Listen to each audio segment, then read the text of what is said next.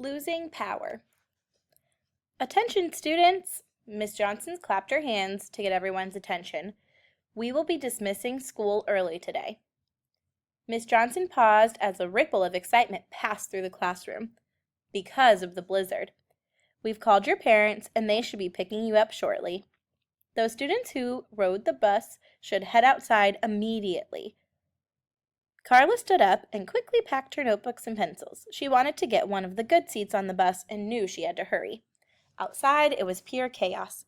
The first snowflakes were already starting to fall, and crowds of children waited to get on the bus. By the time Carla hopped off the bus at the end of her block, the snow was falling thickly. The ground was covered in white, and the bus's tires made black paths in the powder. Carla watched as new snowflakes quickly made the tracks disappear again. When Carla walked through the front door, her parents were already home.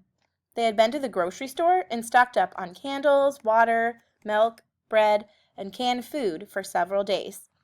6 years ago, there had been a blizzard, and her parents weren't prepared. This time, they wouldn't make the same mistake.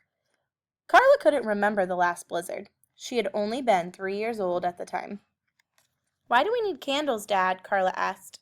"Sometimes the electricity goes out when there are blizzards.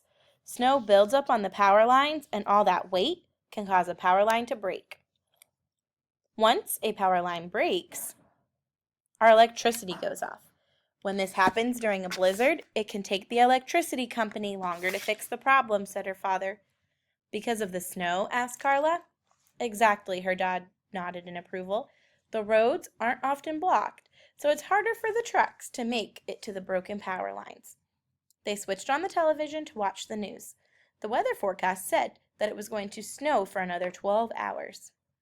Carla smiled. If it snows for 12 more hours, she would definitely not have to go to school the next day. Carla spent some of the afternoon building a snowman and participating in the neighborhood snowball fight. When she came in for dinner, her cheeks were red from the cold. The house felt warm and toasty. Carla decided that she liked blizzards. Carla had just bitten into her enchiladas when all of a sudden the power went out. The house plunged into total darkness. "Carla," her mother said, "are you okay?" "I'm going to get some candles." A moment later, a light flickered as her mother set a candle in the middle of the table. Carla thought that the shadows that the candlelight cast on her parents' face made it look like they were about to tell ghost stories. The darkness suddenly seemed a little bit scary. Her father went outside and came back to report that the entire neighborhood didn't have power. It looked like the power wouldn't come back on that night. "Will the heat go off?" Carla asked her dad.